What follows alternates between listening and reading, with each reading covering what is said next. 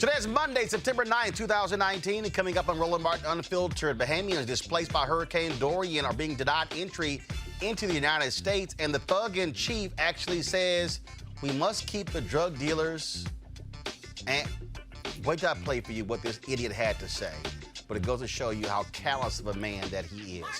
Leading issues that concern black women in 2019 are criminal justice and policing reform. Will break down the results of a new poll. Speaking of that, Senator Kamala Harris, she released her criminal justice plan today. Will it pass muster? We'll break that down. Also, another report shows that the most abused group of people online are black women and women of color. Also, on the show, a University of Alabama dean resigned because of tweets about race. Alabama says that wasn't the case. Plus, remembering Joan Johnson, the co-founder of Johnson Products. And I got to talk about this with our panel. A sister online today, actually on social media, actually said that if you're a brother and you invite her for coffee, that's not acceptable enough. You must take her out to dinner. Really? Really? Ooh, I can't wait to talk about this with our panel. It's time to bring the funk of Roland Martin Unfiltered. Let's go. He's got it. Whatever the biz, he's on it. Whatever it is, he's got the scoop, the fact, the find. And when it breaks, he's right on time and it's rolling. Best believe he's knowing. Putting it down from sports to news to politics. With entertainment just for kicks, he's rolling. It's on go, roll, y'all. It's Roland Martin, yeah. Rolling with Roland now. He's funk, he's fresh, he's real, the best. You know he's Roland Martin now.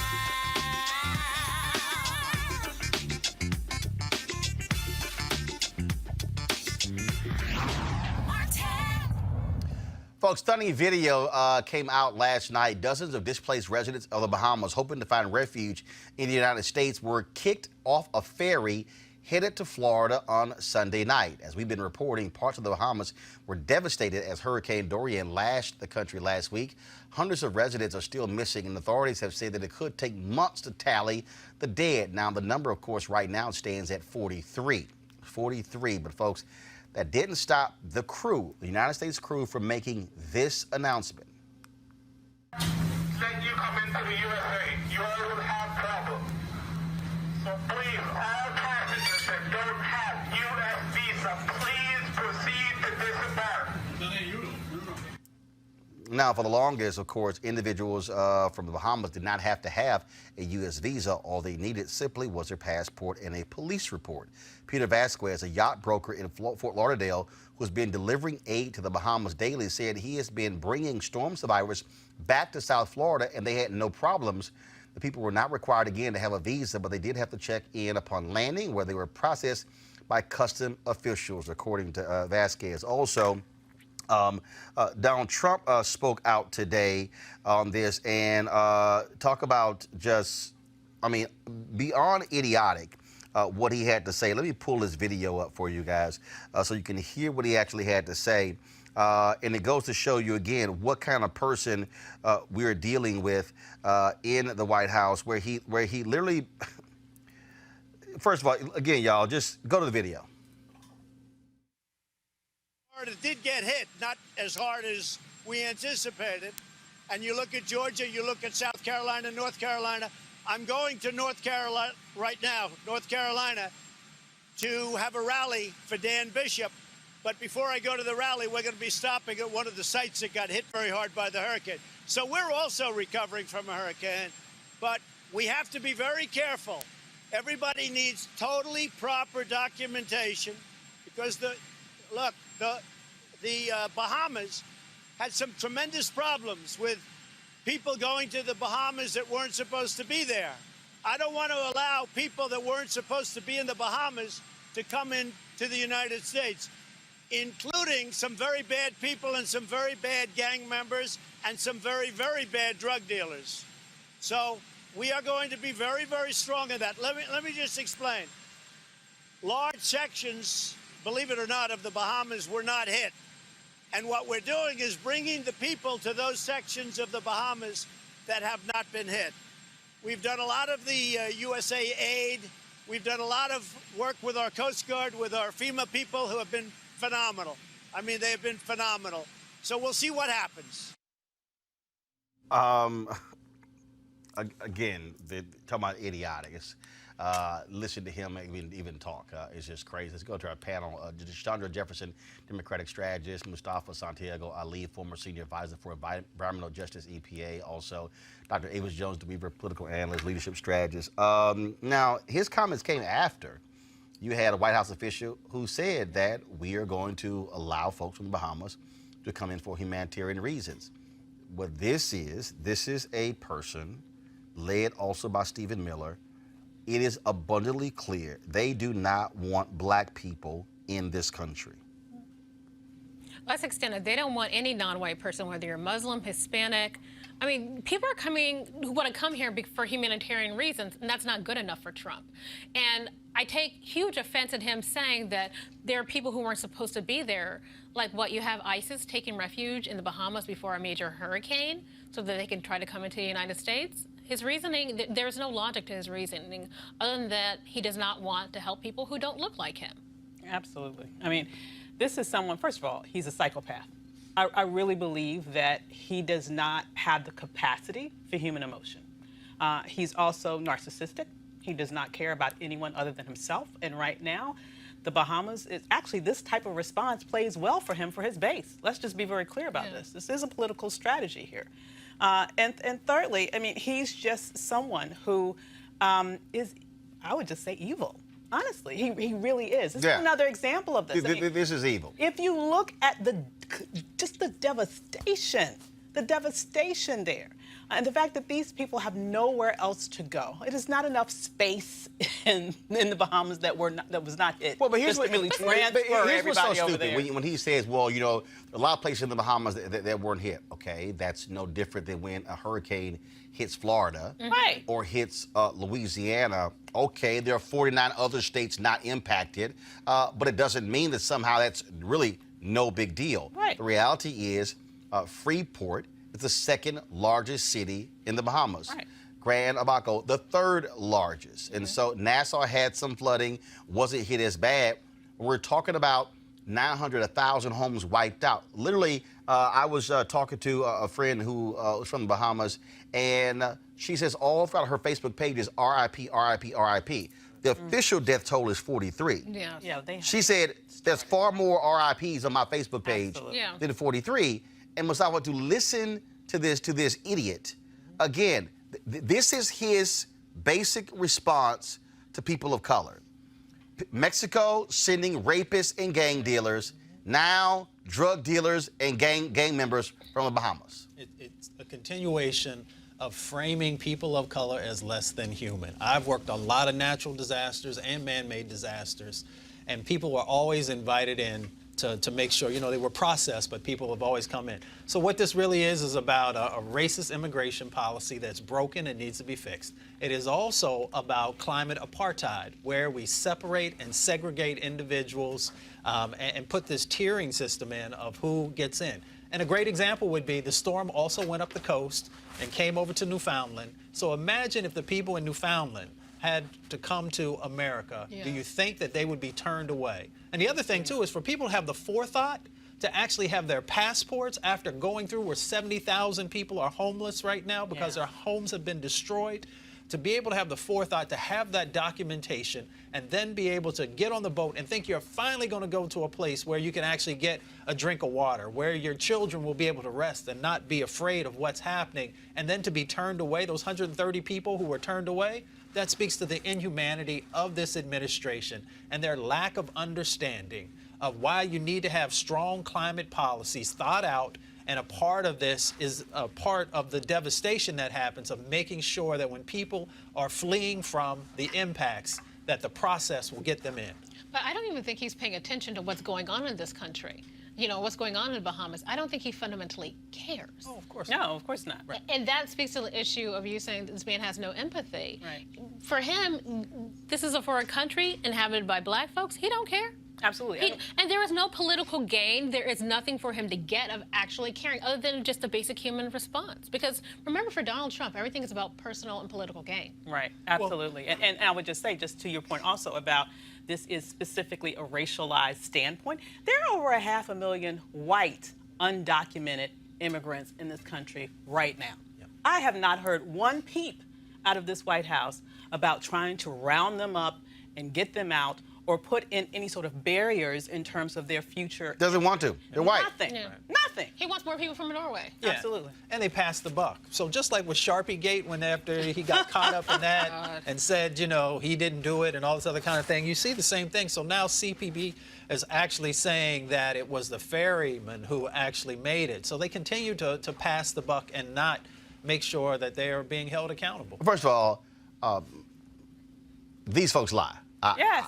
I don't take anything that they say as truthful. True. I assume anything that we hear from the Trump administration is a lie unless proven otherwise. Amen. Because you know they say innocent to proven guilty. No, for them they're guilty to proven innocent. Yeah. Because that's what they do. They lie about a whole bunch of stuff, and that's why that's what you're dealing with there. But again, Stephen Miller, Trump, all these folks, they want this to be a white country. Yeah. The reality is, if you look at their policies,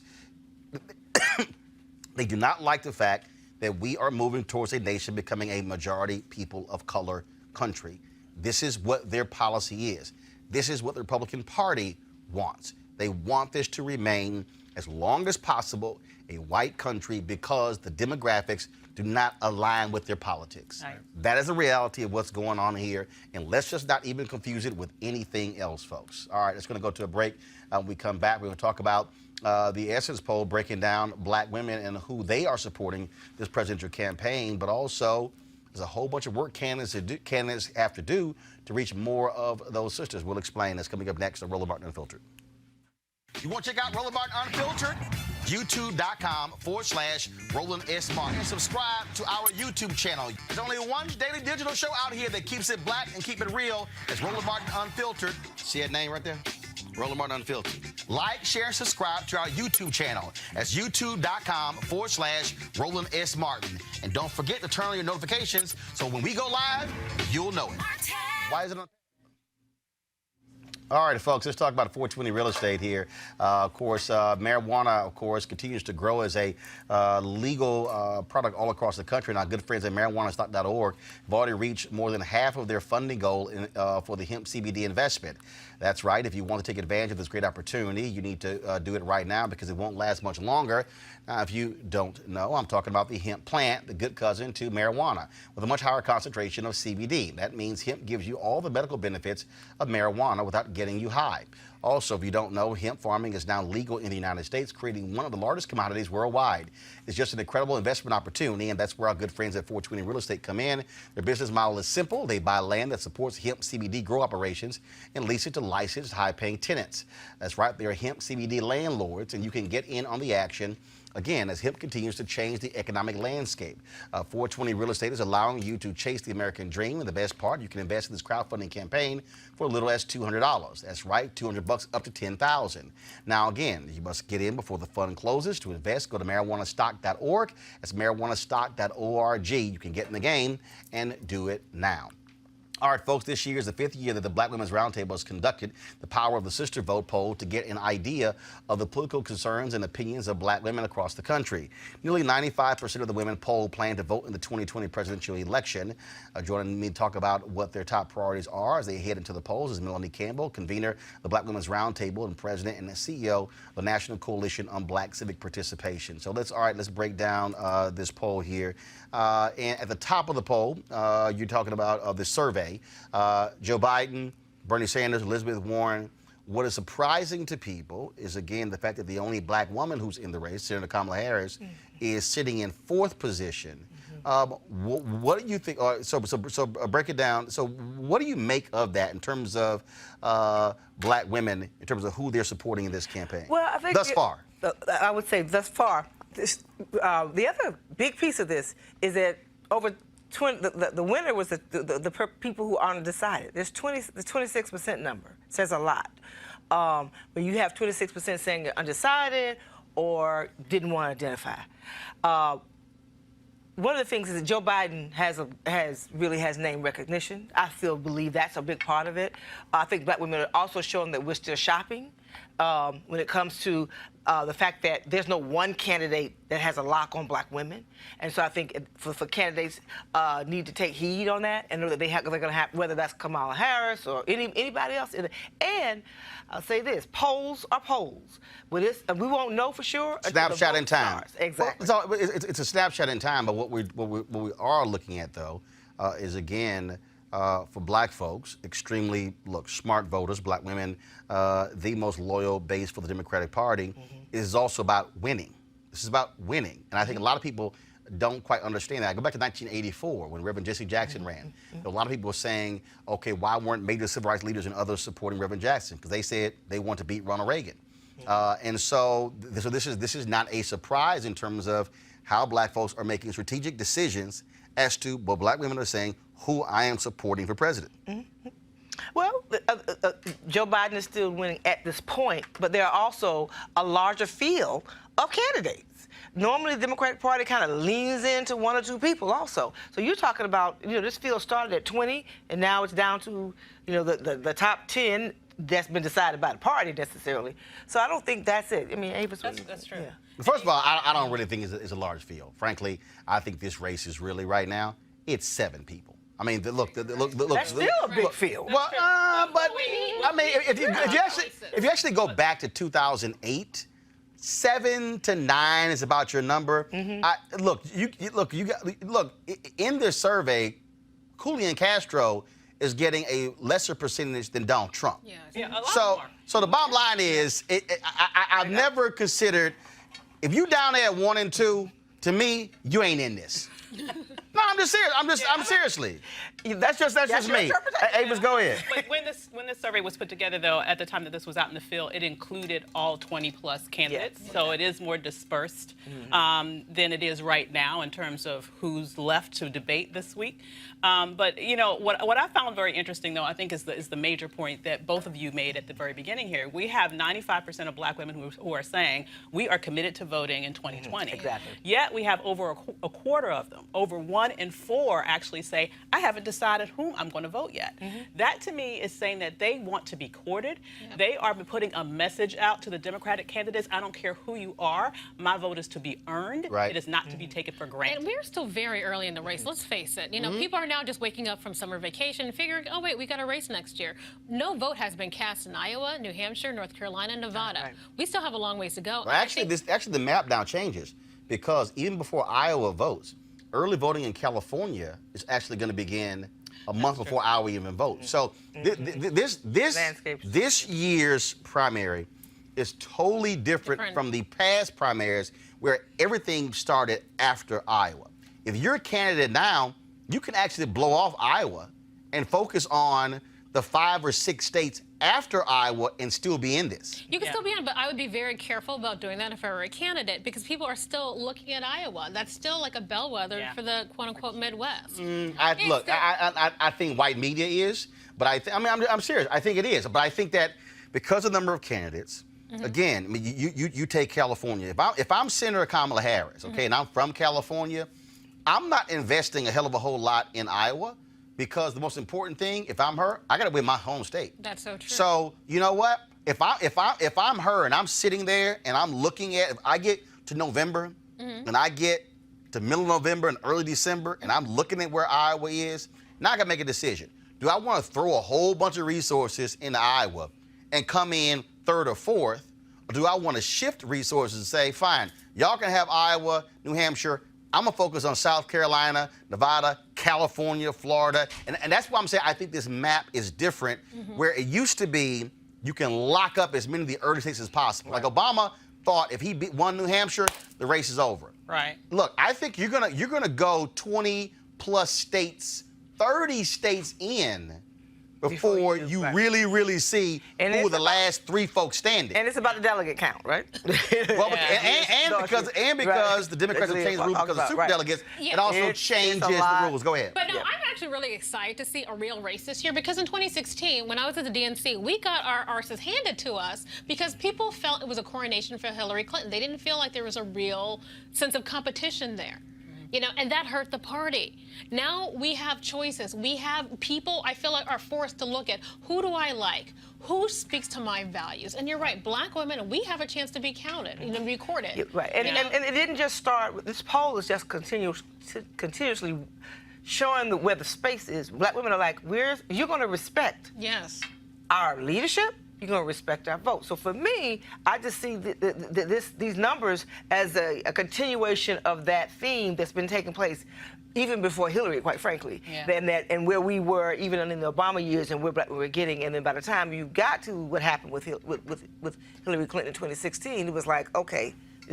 And when that 11% drop for the Democratic Party that they have yet to really regain, That's true. That black women see them as the Let's talk about this here. most important. Let's look at the issues. With their issue, carrying their issues. Let's look at the issues. Previously, Affordable Care Act was the health care was the most important thing. Now we're looking at hate crimes and racism. Looking at what's happened in the last 3 or 4 years. Also, when you look at some of the other issues, do y'all have the actual graphic, folks? If you do, pull it up, please, of the issues that black women are talking about, what they care about in this 5th annual Power Assisted Vote Survey. So racism, race, number 1, high cost of housing, 2, gun violence, 3, income inequality, 4, but look how low where education is. And again, when you look at how these issues break down, it really changes, I think, this view. Again, what has happened with these white supremacists, Charlottesville, you have we keep doing some of these crazy ass white folks who are attacking people, calling the cops on the people. Right. I mean, this is really causing a change in what these sisters are paying attention to. Absolutely. I mean, really, what rises to the fore, because what's really important about this question, it specifically says, you know, what are the issues that are impacting you specifically and your family specifically? So these are issues that they feel very personally. They feel attacked. They feel threatened, both in terms of violence, but also in terms of their financial security when they're talking about things like affordable housing and inequality of pay. So both in terms of how they are feeling safe navigating their spaces and how they're feeling safe just navigating their world financially, black women feel imperiled at this moment. I mean, our lives are at stake. Right. I mean, think about it. You know, healthcare life is or death. obviously a really important issue, but the fact that it's like, you know, dropped down is because we feel our lives are at stake. I have an 11-year-old son. And I'm worried about him. Let's go this here. Black women identify top challenges threatening U.S. democracy. And you look, go to you see this here. Racism, rising hate crimes, 85%. Voting rights, voter suppression tactics, 68%. Rollback of civil rights protections, 59%. Melanie, Republicans made it clear to me that black women hate them more than anybody else. I keep trying to explain to these people, you keep messing with black people's vote, you're not going to get their vote. And that's what we're seeing. This speaks to that again, and the rollback of civil rights protections. Right. Well, and so in our history in this country, we have to be concerned. And at the end of the day, even the issues that when we start talking about protecting our democracy, it's still also, that's why racism was up there. It wasn't, yes, voter suppression, but the number 1 was race and racism still playing out because of what's happening on the streets every day. And the fact that people are more overt in our times, not our parents or grandparents' time, in today's times. And so that reality about what's happening on the streets is real. And so I think that's part of what's playing out, even when you ask the question about what's impacting the democracy in this country and race and racism. And so all across the whole poll this year, race plays a really critical factor, racism. And then all that ties to what? White nationalism. What's the attacks that are being taken place, even when it came down to gun violence. Really, I think, you know, we'd have to go deeper in it, obviously, because I'm not the researcher here, right? This is my opinion, right? But just understanding that, you know, these issues are playing out, and race is really, really critical. Absolutely. So again, I want to go back to let's pull this up right here. If overall, if you were to vote today, who would you vote for? And actually I said 4th, but actually it was 3rd. So overall, this Joe Biden 25%, Kamala Harris 15%, Elizabeth Warren 12%, Bernie Sanders 10%, Then Cory Booker, Beto O'Rourke, Andrew Yang, Donald Trump is at 1%. Castro, Buttigieg, Kirsten Gillibrand, de Blasio, all the rest of them people. But if you, first of all, Castro and Buttigieg still in the race below Donald Trump among black people, that should be a concern. But I do want to talk about Senator Harris at 12%. Okay, excuse me, at 15%. First of all, that's only 3% ahead of Elizabeth Warren, only 5% ahead of Bernie Sanders. That, to me, I'm going to bring Mustafa in this conversation as well. This is a very, if perilous time for her campaign, because to be the person who she should be most concerned about is not Biden, it's really Elizabeth Warren. Senator Elizabeth Warren is making inroads among black women. And here's, I think, what this does. And I'm going to start with Mustafa, and I'm going to come down the line here. Here's what this does.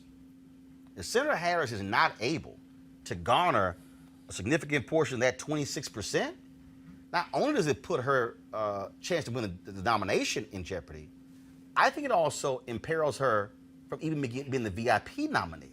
Yeah.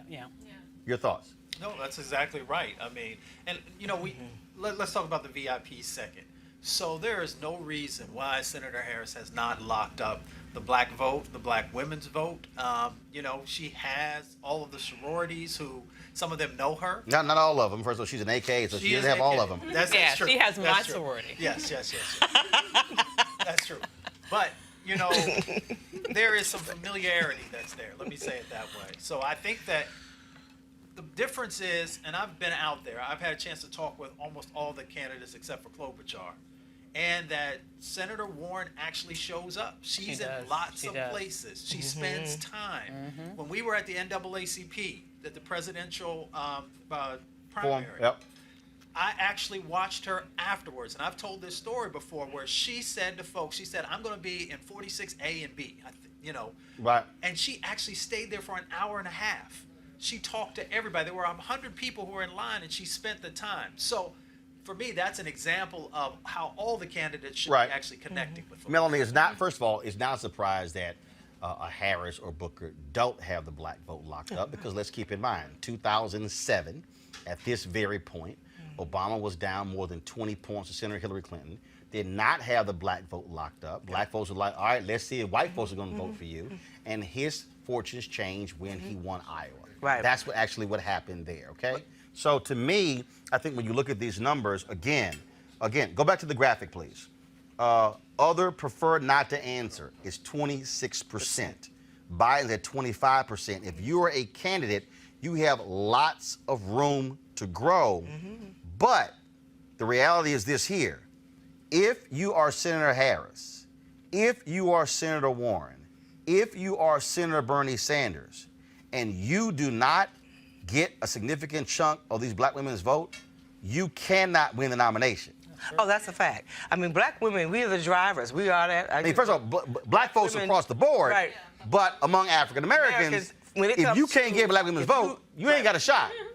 And you don't. And that's just the reality. So and that's why we say black women are still shopping. So people, every candidate, Kamala Harris, and everybody has an opportunity, but they're going to have to earn it and work hard for it, because there's some things that happen, you know, even under President Obama's era that we didn't get. We never got the black woman Supreme Court, you know, nomination. There are things that, and so we're going to shop. It's not just your color by any means. It's about who is going to address the issues of concern that we have. So we're black folks are pragmatic about our vote. But black women, we drive the vote because we don't just show up. We bring our significant others with us. And that's when I say secret sauce. So folks got time, do what they need to do, work hard, spend the money, respect our vote. That's the bottom line. And then I say follow black women if you want to win. Avis, I bet the first one was overall. Now let me go to pull up down the 1834. Yeah, they're a little different. Now, this is different. Go to the graphic, please. Again, other prefer not to answer, 26.9%. Bernie Sanders, 18.9%. Kamala Harris, 17.1%. Elizabeth Warren, 13.7%. Joe Biden, 10.3%. Now, among 1834, Joe Biden's at 10%. Overall is among 26%. Now, let me say this, Avis, and this is again, I've said this story numerous times. If you're 1834, you're millennial, you're Gen Z, and you think you're all of that, this doesn't mean a damn thing if you don't go vote. The reality is, and that's why I don't care what none of y'all say, and y'all can say, well, you wrong being 50. No, you wrong. The reality is here. Black people 50 and over vote. That's true. In significant numbers. And if you're Joe Biden, and if you're sitting here saying, I need to win the nomination, I am not going to be spending lots of time talking to some 18, 34-year-old people, because the numbers don't lie. The people who going to go out there in South Carolina, Georgia, Mississippi, Alabama, Louisiana, Illinois, I can go down the line, will be older black people. I keep trying to tell these damn millennials and these Gen Zers, if y'all want to have an impact on politics, running your mouth and tweeting and posting on Instagram ain't it. It has to be in the numbers. You got to actually vote. Absolutely, you have to vote. But and it's an unfortunate thing, because it's almost like a chicken and the egg problem, right? Because, you know, if they're not being courted, then they're going to say, well, why should I vote for you? Like, nobody cares. And then it just continues to sort of spiral out of control. So that's a problem. Another very interesting thing to me for the millennial findings there is that Cory Booker plummets. As you can see, he goes He's at all the way down to 1.7%. Exactly. Overall, he was at 4%. Absolutely. And so, and also interesting was that Kamala's numbers actually went up slightly among millennials as compared to black women overall, which really surprised me, given a lot of the pushback. 1834, she's at 17.1%. Yeah. And then overall, she's at 15%. Absolutely. Right. So that really surprised me, given all of the pushback she's been getting around her prosecutorial path. But the bottom line is, in terms of your other question around why aren't the black candidates doing a little bit better, I think another slice at this, Mel hit it brilliantly when she said about how the disappointments, quite frankly, that many of us still feel following the Obama administration about those things that didn't happen, that perhaps many of us wish had happened.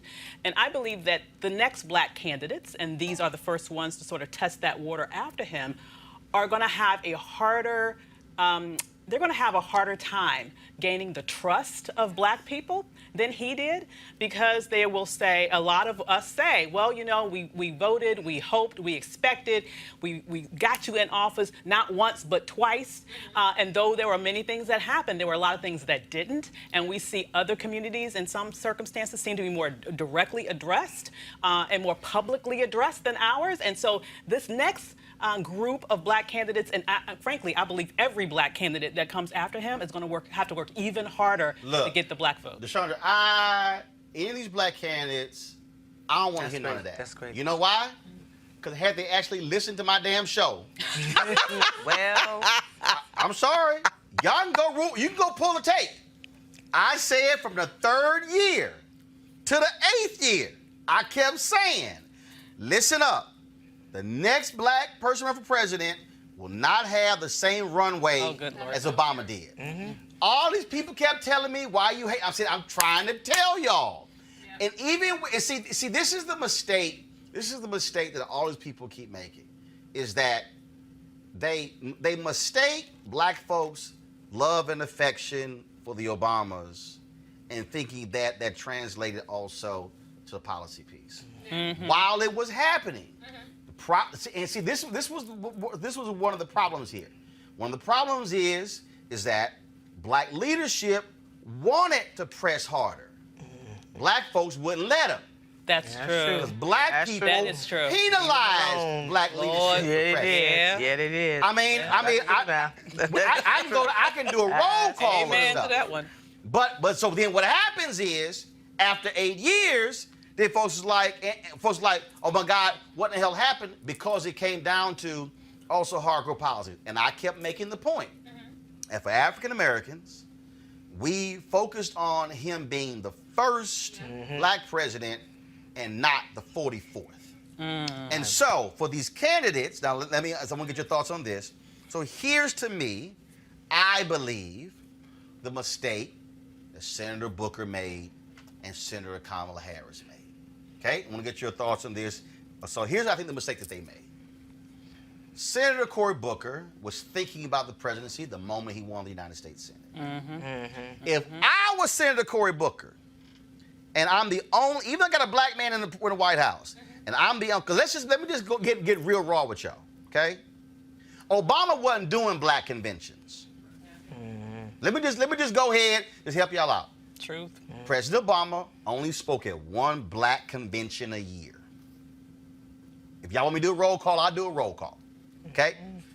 Senator Cory Booker should have said, all right, I'm a lock down black America. I'm going to NABJ, MBA, I'm going to the dentist folks, I'm going to the National Medical Association, I'm hitting everybody.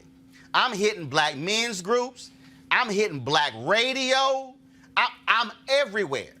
Senator Kamala Harris, when she got elected, what she should have done, she should have said, I'm hitting every black women's group in the first 2 years of me being United States Senator. I'm hitting everybody. Because she's running for president the moment she won the United States Senate.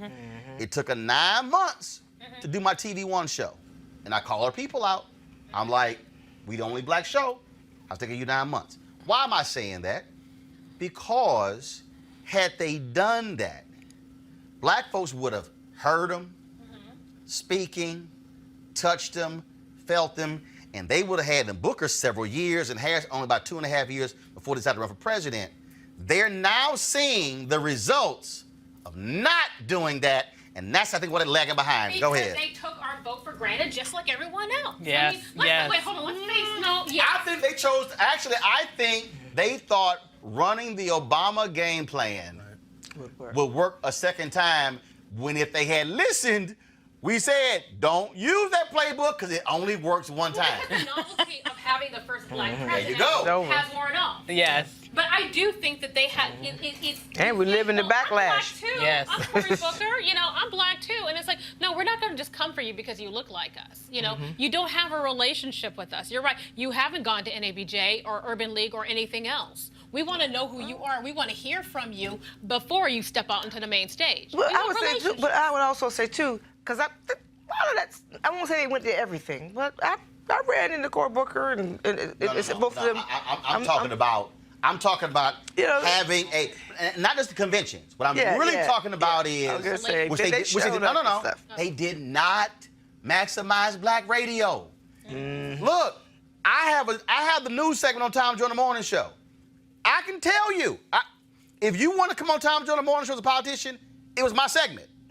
I can tell you on one hand how many times in the last 11 years they did Joyner. And what I'm saying is, if that was your plan, I'm sitting there going, all right, black people get the information from where? Black radio.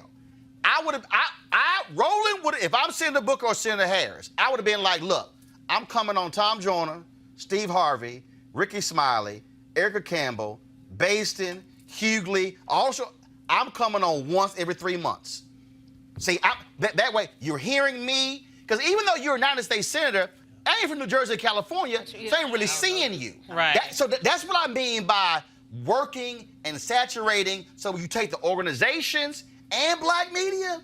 Oh, now 2, 3, 4 years in, when you announce, we've heard you. We know you. Right. We know you. We've touched you. trust you. We've seen you. Now you're not starting, because the reality is, in many ways, Melanie, they were starting from the same position as Buttigieg, Yeah. Yep. as O'Rourke, as the rest of the candidates. So now you got to really work for it versus had you put that work in when you were U.S. Senator. That to me, I just think that's playing a huge role when I see these numbers. But see, no, I think Lot that's of work taking to us. do. I think that's taking. Well, no, they gotta us put for it in. granted. That I really think that in some ways that's taking the black vote for granted. They think it's going to be automatic. Here I am, a black candidate. I'm coming before you. I need you to support me, just like you supported Obama. They haven't put in the work because they haven't been thinking about us in that way. And now that they're stepping on the main stage, they're disappointed. I think Santiago, again, I think when you cannot, the Obama playbook, toss it. Yeah. It's not going to work again. It's And not. It didn't work after people tried to use that playbook after Obama won and ran for certain 2016, seats. yeah. call out folks' names. I will. I will. Artur Davis tried that bullshit in Alabama. Got his ass whacked. See, Melody, Melody want to be all. She's coalition builder. Yeah, she coalition builder. I ain't building no coalition. I'm giving to y'all. I'm giving it to y'all raw, uncut, unfiltered. The reality is what you have. Y'all, this is the most basic thing in the world, okay? I'm just going to use media. This ain't no different. I've been gone, so I left CNN in April 2013. We 6 years out. I still got my black base. Why? Because I cultivated my black base while I was there. Right. I didn't leave TV One when I joined CNN. I stayed with TV One. Yep. I don't care who you are. Don't lose your Always lock down your base. That's right. Because your base is what you build on. Always. You don't try to build over here. You got to lock down your base. The entire Democratic Party needs to learn that lesson. Let's just be real. Yeah, The not just entire, not the entire Democratic Party. But we know we need to understand what is our base because we keep chasing these disenfranchised white voters. We keep Right, chasing they're not these the people. base. They aren't our base. We need to let them Exactly. go. Let God. And the reason this survey is important is because, Melody, it's about numbers. And see, this is the mistake I guarantee people make. If you say Democrats will get 90% of the black vote, no, the issue is not will you get 90%. How many Is votes? how many. Right. That's right. And that's a fact. 2.4% drop Like, we're gonna in vote. 2016. But we're not going to do that extra step. Can you increase the Can you get us to overperform? Overperforming is beyond what's normal, right? And so in 2016, we showed up, but, you know, folks can say whatever. You know, I was on the nonpartisan side. I'm just saying, in Florida, I was there. Not enough was done. That's a fact. Oh, so a lot of I-4 corridor was not done, taken care of. And who lost? Some folks lost that I-4 corridor. Those who know Florida. There's a template for success in our communities, and people know it. If you are a great comedian, you work the circuit, and people get to know you, and then whenever you blow up, they come and support you. They'll pay that $50, $70, $100 ticket, that type of thing. Great singers, they work the circuit. Everybody knows that. Great preachers, they work the circuit. So with our community, you got to work the circuit. And if you're not willing to show up, then you're not going to get our vote. And it's just that simple. And so, and then when you talk about again how you let's go back to the survey here, and let me go. So let's go back to my iPad. Let me go back to the overall number here. So you take right now, you take a Pete Buttigieg, okay, who's at 0.6%. The reality is this right here. Now, I just saw a story a moment ago where a number of ambassadors who supported Obama, they're backing Buttigieg. You have Nicole Avant, who's one of the ambassadors to the Bahamas. Earlier, he's got folks who raise the money there. But again, candidates like that, it's like, Doc, at the end of the day, you can sound great, you can get all the praise you want from mainstream media, but you're gonna have, if you're a Buttigieg, you can't have an event at the Harold Washington Cultural Center in Chicago, and it's packed with white folks from Hyde Park. Yeah. No, but now granted, if you're a Buttigieg, that's when you got to call a staff meeting and say, yo, Where are the people? what the hell y'all doing? I can't be at the Harold Washington Cultural Center, okay, in Bronzeville, and it's lines of white folks from Hyde Park. I mean, and that's one. So Buttigieg, he hired Brandon Neal, okay, and I can tell you right now, I've talked within the first 48 hours, Brandon was connecting him with critical black folks, and so he had black folks on his staff, but it's also what black folks you have. That's true. Do you have black folks who are in the know? Do you have black folks who are really involved in this?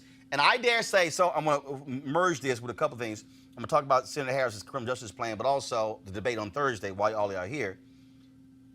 To me, debate, Thursday night, Texas Southern University, HBCU, out of all candidates, she got to crush this thing on Oh my Thursday. God, she got She to. lost She all got the to. numbers she had from the first She got to. debate. I mean, Yep. first of all, you're on an HBCU campus in 3rd Ward in Houston, historically black neighborhood. That's called home field advantage. Now, For real. you If know they how don't to take stack that. advantage. but here's her problem. Elizabeth Warren finished from the University of Houston, which is 3 blocks right down the street. You literally can look down the street and go, I can see University of Houston. So Harris is going to, and it's, to me, she has to crush it Thursday. Yes. Because she got to regain some momentum after losing it. And so this criminal justice plan that she dropped, if you're taking a look at it, your thoughts on it, because again, we have progressive prosecutors right now.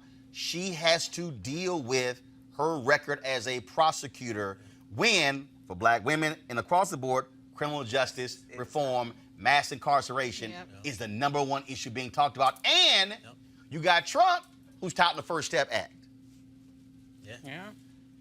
I mean, I think she's making some really good moves right here, because she's not talking about just on the federal level. She's also taking it all the way down to the local level. That's a part of that plan that she has.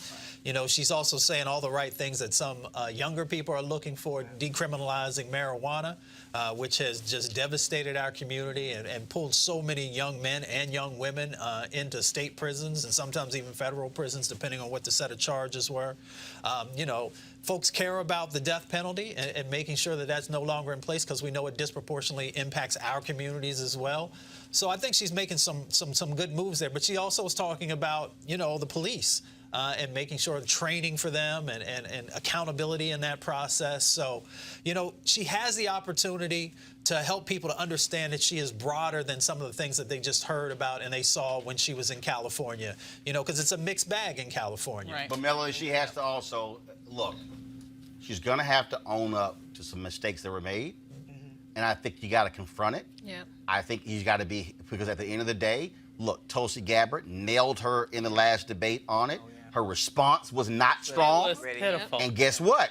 Now that she released this criminal justice plan today, and then also she's been getting nailed for the last month on her health care plan, she'll be walking to a buzzsaw on Thursday. She better be prepared to answer directly critics of her role as a district attorney and attorney general. Yeah, and the way I look at it, and this even goes back to even when Joe Biden was, you know, waffling on, it's okay to say that there were unintended consequences. Yeah. Right. These young people understand that. When it comes to, you know, when I was in college and we were dealing with things like crack cocaine, we had a different kind of thought about it because our folks were dying, they were killing people. We're in the midst of it. Right. But there were still unintended consequences. Right. And so you have to say, you know what your record is. And so when you have a president who lies just easy as he brushes his teeth every day, people want to see, I know, I will speak for me. I want you to be authentic. Right. I know everything I do is not perfect. So I don't need a perfect candidate. I need somebody I can trust. And if you know that you've made a misstep or impact in a way that wasn't proper, be real about that, but then say, this is what I am doing, this is what didn't work, this is what I'm planning on doing, here's my record, and be real about that, because at the end of the day, all you're going to get is that next person to you going to point it out anyway. Yeah. Absolutely. So own whatever you see that did that. And I'm not speaking specifics because I don't have enough information, to be honest, about that plan. I have not had a chance to read it. But Well, first of all, saying, she gave the plan, that the ability- preview to the New York Times, they're unveiling it today. But I also clear y'all versus the New York Times, y'all should have previewed it with black media. Well, that's another story. But again, but Avis, one of the things that again jumps out, I think when you talk about one thing that I think she should do, I think she should have her own criminal justice summit, where, Oh my God, see, where first of all, that is your summit, you're live streaming it, you're putting it out there, people can ask questions. And I also, again, and we're going to be doing these, and I can tell y'all right now, I talked about doing these black men only town halls. The first candidate who said yes, Buttigieg. That's right. Yeah, he working The now. second candidate who said yes, Julian Castro. Now, if you are Biden, if you're Harris, if you're Sanders, now Warren also said she was interested. I got to follow up. But to me, that's where, if I'm Senator Harris, I'm looking this thing dead in the eye. Listen. And I'm taking the questions and I'm talking to those people because if you cannot convince black folks on your criminal justice reform plan, it don't matter what It's some a little done white deal. liberal think, because you got to get your black numbers up. Avis. Absolutely. So this is where I think she is really crippled by her staff. Yeah. She's not surrounded by the right people to give her insightful advice like what you just gave. All I got to do is watch the show. Here's the, well, they need to. All they gotta do is just I'm just tune in. saying. Tune in. Whoever her main Send a check. advisors are, these people are not. They're leading her wrong. Number one, I like the plan, but she waited too damn long to pull it out. She did. I don't understand why it took this long for it to come out when she knows from the very day that That was she gonna be a hit. announced That's gonna be a hit. it was like it was already coordinated, these attacks, and a lot of it was misinformation, to be perfectly honest, against her, and she never ever addressed it. Number one. Number two, I don't understand why the Tulsi thing was a surprise. She should have expected that, if not from her, from somebody, because it was out in the atmosphere. And number three, I agree. I love the idea of the summit. I was saying she could do that. She could do like a Philadelphia-like Obama speech where she addresses all the issues heads on, tells her side of the story, tells where she went wrong, tells what she wants to do now. But the summit is even better. And then lastly, I would say that she does need to do something that specifically addresses black men. Specifically addresses black men, because she has a specific problem with black men.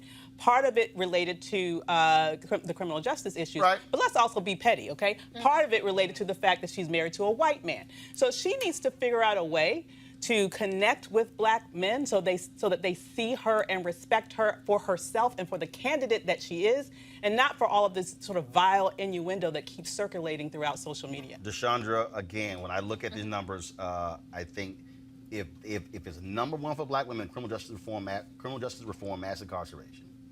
If you notice number one for black men, Yeah. and then you're gonna have Trump running around talking about his appeal to black folks, because what Yeah. Trump knows he can't get black women. Okay, he already knows that. Okay, Oh, that's all right. what he's trying to do is he's trying to get 15% total black support, Yeah. and what he's trying to do is to put the black male support at 85% for Democrats, because last time it was 94 for Hillary Clinton, 94 for Hillary Clinton, and it was about 86, 87 for she got black like men 13%, for yeah. Hillary Clinton. Right. Okay, that's right. it was a 9-point gap.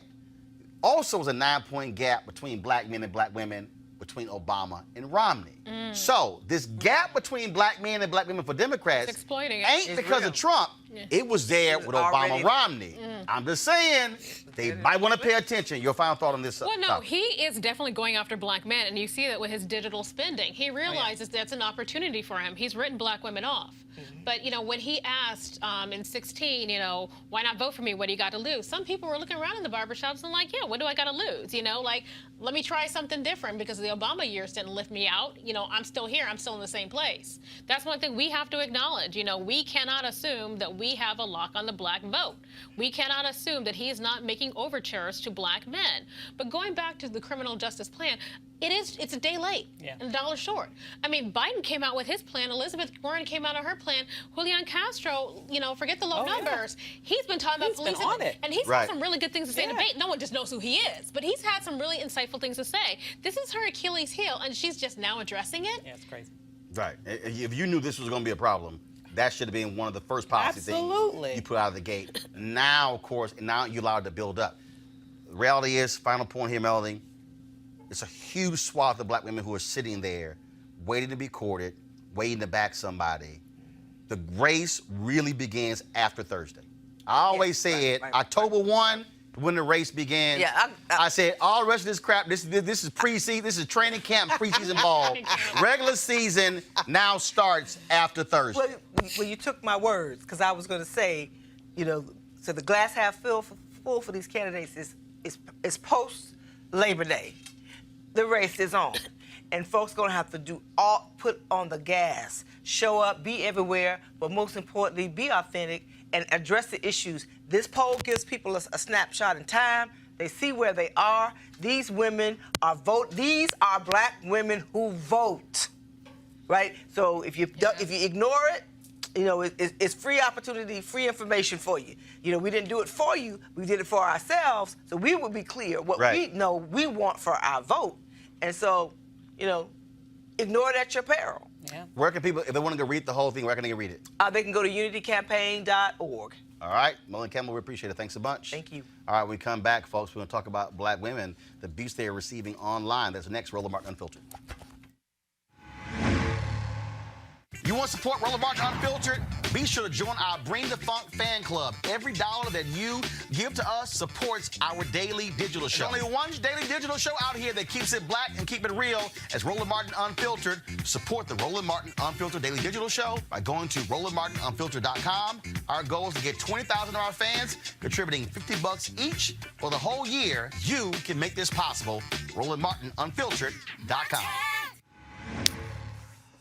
All right, folks, Life Lux Jazz, the experience of a lifetime, delivering top-notch music in an upscale environment. Y'all got my Gerald Albright clip for me?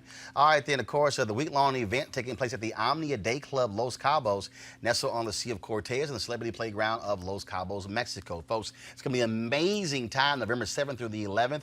I'm going to be broadcasting Roland Martin Unfiltered that Thursday and Friday from Cabo. Talking about an upscale international destination, luxury accommodations, great food, music, drink, all that good stuff, golf, spa, health, wellness, you name it. It's going to be a fabulous 4 days. And y'all know it's going to be cold by that time, so y'all want to get the hell out of them cold states. Now, you want to lock this thing now because, of course, tickets will be sky high the later you wait. The second annual Life Lux Jazz Experience, again, it's going to be a great event there, folks, with events like the Spirit of Jazz Gospel Brunch and the Jazz Sunset Cruise. Confirmed guests, comedian actor Mark Curry, Gerald Albright, Alex Bouillon, Raul Madan, Incognito, Pieces of a Dream, Kirk Whalum, Average White Band, Donnie McClurkin, Shalea, Roy Ayers, Tom Brown, Ronnie Laws, and Ernest Quarles. For more information, folks, visit lifeluxjazz.com, L-I-F-E-L-U-X-E jazz.com. It's L-I-F-E-L-U-X-E-J-A-Z-Z.com. Again, we're going to be broadcasting there that Thursday and Friday. Looking forward to a great time, so come on out, bring your golf clubs,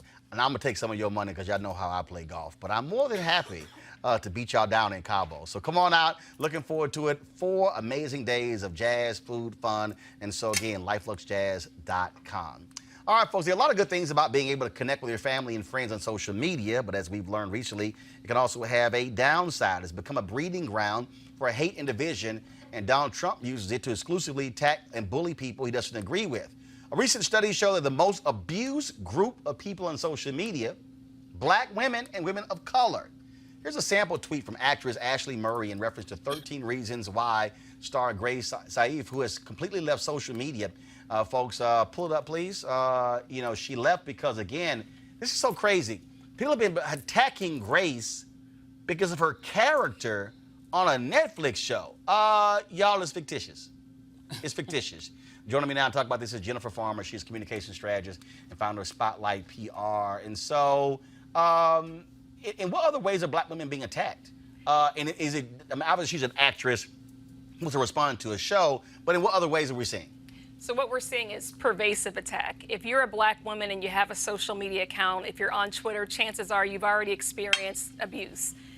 84% of the tweets that go to black women contain some type of abusive or harassing message. So by merely existing, the chances of you being attacked have increased.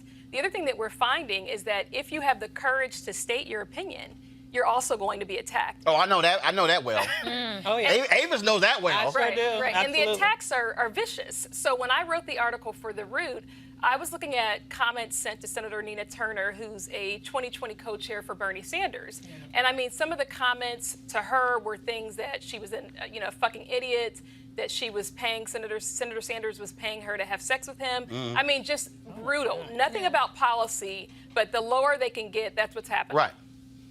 And it's also, when we talk about those level of attacks, crude, sexist in many ways, and it is hard for some people to deal with this on every day. I mean, I know a number of people who just simply say, you know what, I'm done. I got to just completely log off, or like Grace did, delete the account. Right. I mean, people tend to think that because it's social media that there is a barrier, but all of us are human. And when you receive the level of attacks that we're seeing on social media, again, this is pervasive, it is hard not to let that impact your psyche. And so people from all walks of life are being impacted. And I think that Twitter has a responsibility to do more. And and they're doing more. They can't go behind closed doors, create a solution, and then come back and say, here's what we've decided to do for you. Black women have to be a part of the solution to make Twitter and other platforms a place where they can feel comfortable expressing their opinions. Question. Oh my goodness. So what would you like to see Twitter do? I hear you saying bring Black women in as part of the solution so there can be dialogue and strategy, but do you have any sort of top of mind suggestions that you think could be some easy fixes, that maybe not complete fixes, but some quick things that the organization could do even before then to start to mitigate some of these damaging Well, effects? I'd like us to take a look at the algorithms that they're using to even flag the abuse, because I've heard many people say, look, we've reported it. They've said that it has not violated our policy. So what algorithms are they using? They also need to be more forthright with their data. The report that came out by Amnesty International said that they have been trying to get accurate information on the scope of the abuse. Even though we know it's a lot, we don't know how much, but we know that it's a lot. And so I think they need to be more forthright with that data. Absolutely. I was looking at actually, like the article and the report, and it was showing that Black women are more likely to be abused on Twitter and social media platforms. And Black men, it was maybe, it's still higher. It was like maybe twice as much. But how do you address, again, those racial disparities? I mean, like without violating any type of First Amendment, issues? So to me, what's happening on Twitter reflects what we're seeing happening in the workplace, what we're seeing happen in the rest of society. This is not a coincidence. I think that Black women struggle in many respects to be given our due, to be paid what we're worth.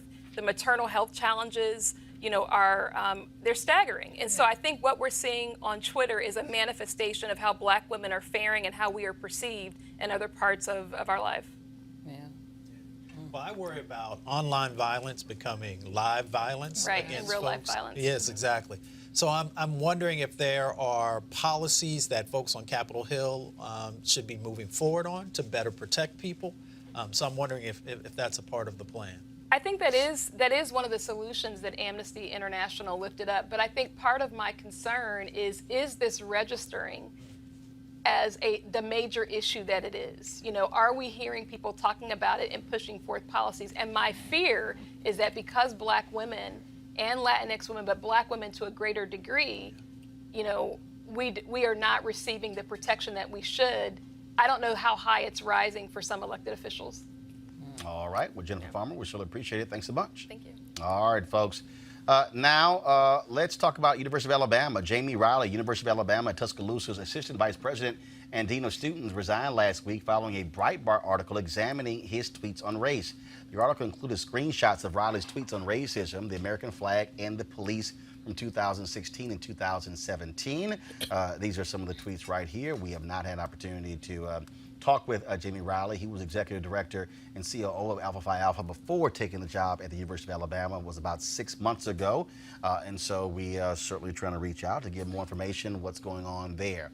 Also, folks, sad news. Joan Johnson, who helped create one of the nation's largest Black-owned companies, has died. She co-founded Johnson Products, the pioneering Black hair care company, which made products that we all use, like Ultra Sheen, Afro Sheen. She died Friday in Chicago after a long illness. She was 89 years old. She started Johnson Products Company in Chicago in 1954 with her husband, George. They took a $250 investment and turned it into a multi-million-dollar company, which became the first Black-owned company to be traded on the American Stock Exchange.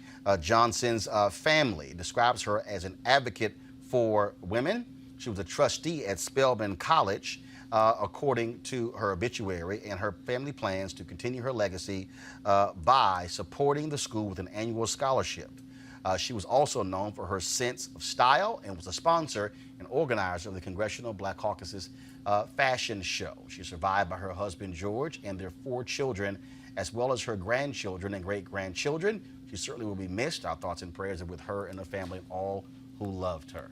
All right, y'all. So I was on social media today. This is our last story. And I always get a kick out of certain things that we see. And so I came across this tweet, which has actually been quite hilarious. A buddy of mine, Clarence Hill, he actually responded to this. And so let me find this tweet, y'all. So the tweet was dealing with the issue of, of course, dates. So this sister sent a tweet out, and y'all, I cracked up laughing when I saw it. And so I want to ask you, want to get y'all thoughts on this, because I said, you know what? Okay, so who's here married, who's single? I'm single. I'm Single. Single. Mustafa, you married? I'm everything. Okay. Damn, I don't- that answer is not. I don't know how you can be everything. Let's just push you off. All right. So, all right. Why we have problems with dates? So I saw this tweet and I was like, wow. So this sister, Yelista Jean Charles, she tweeted, "This man asked me out to coffee. I don't do coffee dates. Told him I do coffee for business meetings and with friends. Happy to get coffee with you as friends. His next message, I'm asking me to dinner proper. Men know, they just want to see if they can lowball you first." Now, what's interesting is the responses were a trip. Okay, you had men and women who were like, okay, some people agree, some people disagree. Seriously? I think that's a little crazy. Like, so for me, I think coffee is safe. You don't know if you're going to enjoy the dinner date. So why would you want to sit across from someone that you may not have a good time? But at coffee, you drink your cup of coffee, all right, and then you have an exit plan. It's a natural exit plan. So I agree with that. I want to know a little bit more about all this because I believe in shoot your best shot. Like, did you already know her? Were you just asking her out? No, she has a point. Somebody she met, going out. It's a dinner date. Clarence Hill, he tweeted, "Wrong. Coffee is a great first date. Allows you time to talk and get to know someone. See if there's chemistry. Bad take." My boy Nui Scruggs, he went there. He said, "You got to earn dinner. Better take that coffee and show some potential." And then people, this whole idea of starting low to me is, see, I'm with you on this one, okay? Coffee, it can be quick, okay? It's easy. First of all, you know if it's typically morning, look, at best, I got 45 minutes or an hour, okay? Exactly. I had this one sister, she tweeted, she said, look, I ain't trying to put the makeup on and all that sort of stuff, and then it's a horrible date as well. So so this idea of men are lowballing because it's a cheap date because it's coffee. First of all, what's the point of the date? Is it the expense being shelled out, or is it to get to know the person I'm across from? When I was a young journalist, I would be like, where are you taking me to dinner? Because you know what? I wasn't making enough. Like, I want that free meal. And I'm going to go out there. I'm going to say this. When I was young and cute, you take me to dinner. You know, you take me to dinner. When I was young Hold on. Stop right there. You Hold take up. me to dinner. So you like, I want to go to dinner because I need a free meal. So that was your motive. When I was 23 in New York. So your motive wasn't about, let me get to know this person. The motive was... I know you as you're buying me some food and we sitting down and talking. Santiago, that's that bullshit right there. See, it ain't about... No, I got you. But so it's not... So it wasn't about, y'all want to get to know you. I'm hungry. Right. And feed me. Yeah, feed me well. You should just have an initial opportunity to get to know each other, and then if it progresses, then you move forward. It's really that simple, especially now. People just want to, dip their toe in the water. And then if they feel like they really know somebody and they see something else, then they'll go a little bit further. Absolutely. At this stage of my life, I'm not trying to waste time. I'm serious. I'm not trying to. And typically, you can find out, I believe, in the first 5-10 minutes whether there's any chemistry there. Absolutely. So honestly, and I've actually had a girlfriend call me to help me get out of a dinner date. Right. Once. Like, exit strategy. please, went to the bathroom, like, please call me. And Yo, I can't... First of all, I'm with you on that. I remember, straight up, I was at a jazz club, and I met this sister there, and I'm like, okay, all right, okay, I'm trying to sit here and work with this. But what really did it for me when she got to go to bed, she said, okay, she said, I got to go pee. And I was like, Really? this is over.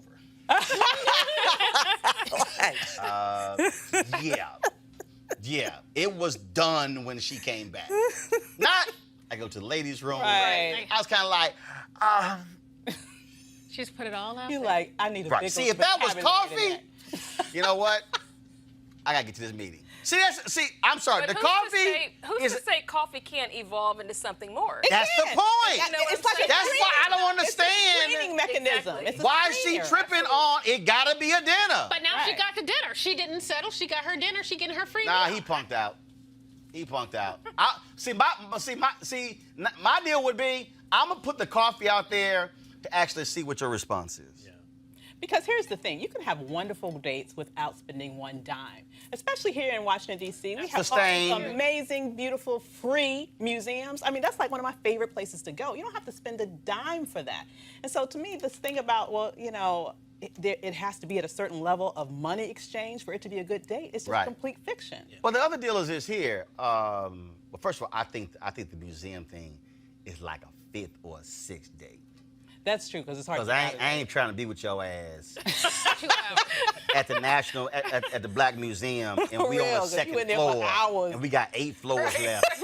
You know, I ain't trying. I'm trying to ditch your ass if it just ain't there. The reflecting pool, you gonna head out. That's right. That's why I think the coffee. But first of all, responses like this to me really reveals the person's motive. I think because at the end of the day, to me, a date is to get to know the person. That's what it's about. So to me, it's not a matter of whether it's coffee, whether it's lunch, whether it's dinner, whether we meet for drinks or whatever. It's actually to get to know the person. If you are trying to place a monetary value on this encounter, well, no, it's got to be this, and I got to see what he's spending. Because first, what happened? I don't know your ass. What happened to Dutch? Well, I'm not Hey, going that well, far. let's not Yeah, go. Let's not go that far. Oh, hold up. What? Oh, not Chivalry with. ain't dead, okay? Chivalry ain't dead. I don't know you that well. You know what? I think Y'all see how they respond when you throw out Dutch. Yeah, that's a little. I thought y'all strong, powerful. I got my own thing, Black women. What's up? And that's how I Okay, keep go ahead, going. Deshandra. Go ahead. You know what? Let me tell you what I like about dinner, because you're sitting there uninterrupted. I'm not saying you have to go to Le Cirque or Le Diplomat, but just go somewhere and have a nice meal and talk to someone. Now, if I'm doing online dating, yeah, maybe that first encounter, the first time we're meeting, we'll sit down for coffee just so I can fill you out, make sure you ain't crazy. But I'm sorry, I do like being courted. I like being courted. I like chivalry. I think it's a problem if the first date and the second date and the third date he's trying to do coffee. Now, Yeah, after now that that's the second problem. date, no, Yeah. that's an issue. Well, Absolutely. The beauty Yeah. of working in nature and the climate and the environment, I used to actually take folks and we would walk along the water so we could actually That's a talk. nice date. And I could figure out what your vibe was. Yeah. And then if Yeah. your vibe was that we want to take this to the next level, then nice dinner, play, whatever it might be. What the hell you bring? Concept. Bottle of water? What you bring? Okay, I mean, you know. We were walking and talking, bro. We was I walking. mean, damn. I was like, what? Yeah, and you know, you can grab some Cliff ice bars. cream or you can get something else. No, there was no food involved. It was about getting to know the person, feeling their energy, and you know, and I know it's Y'all know about to have it's about to be a whole bunch of Negro environmentalists right now. It's about to be a whole bunch of cats who are gonna be into the environment after Santiago made his point. Like, yeah, I can just go ahead. Hey, we just gonna walk. No, I'm an environmentally conscious brother. I don't necessarily. So I would rather not deal with straws and deal with paper and those products. And so maybe you could bring your swell bottle with you and fill it up. So we could be environmentally conscious. Then we can walk. So it's fitness and the environment together. See, you know, some players right now are watching like, hold up, Mustafa, that's a good one. I can work that one. It's like, I can work that one. Yeah, okay, all right. I see what your game is. Right. He like, I ain't spending the damn thing. We walking. I'll give you some poetry at the end if I'm That's nice. Let me tell you, that works. I can tell you right now, that's gonna work. That will work with women. That's why he's married. Avis fell for that Yeah. bullshit. Look at her. She fell for it. Y'all, he said, we gonna take a walk. I'm gonna drop some poetry at the end. She could be like, I'm thirsty. I'm thirsty, Mustafa. What you got? All right. So I want to hear what y'all got to say about that. So please hit me with some. Okay, on YouTube they're saying Dutch first date. Somebody said you ain't coming to my home.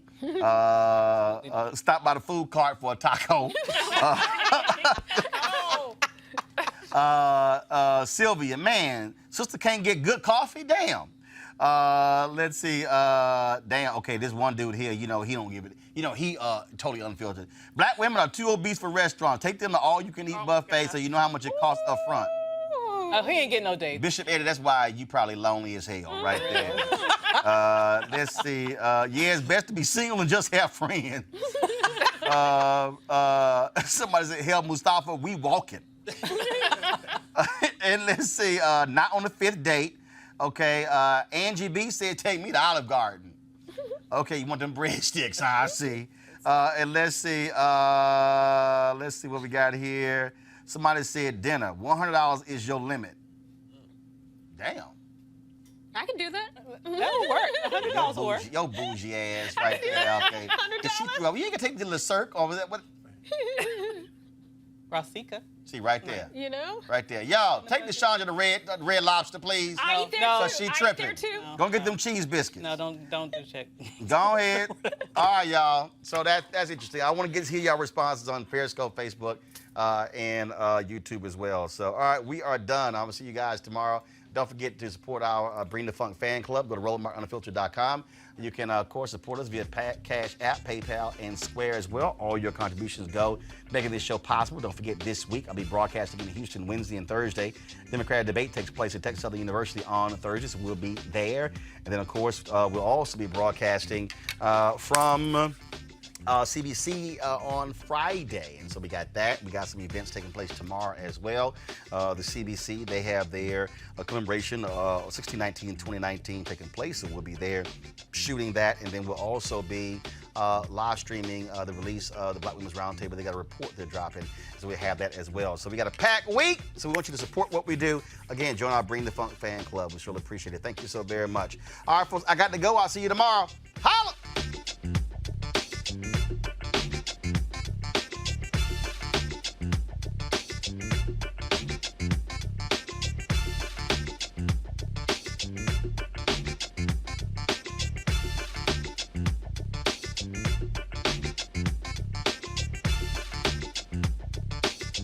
You want to check out Roland Martin Unfiltered?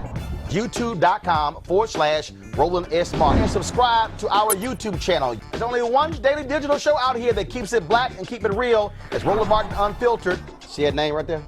Roland Martin Unfiltered. Like, share, and subscribe to our YouTube channel. That's YouTube.com/Roland S. Martin. And don't forget to turn on your notifications so when we go live, you'll know it. You want to support Roland Martin Unfiltered? Be sure to join our Bring the Funk fan club. Every dollar that you give to us supports our daily digital show. There's only one daily digital show out here that keeps it black and keep it real. It's Roland Martin Unfiltered. Support the Roland Martin Unfiltered daily digital show by going to RolandMartinUnfiltered.com. Our goal is to get 20,000 of our fans contributing $50 each for the whole year. You can make this possible. RolandMartinUnfiltered.com. This is Diala Riddle, and you're watching Roland Martin Unfiltered. Stay woke.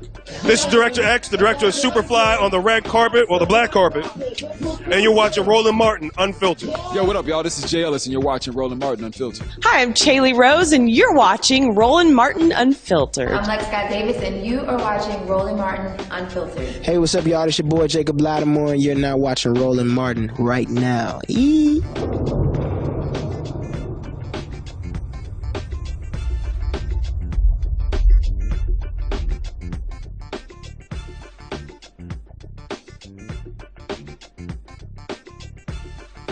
Hey fam, want to check out Roland Martin Unfiltered? The blackest show on all of digital, cable, and broadcast. Check out our audio podcast.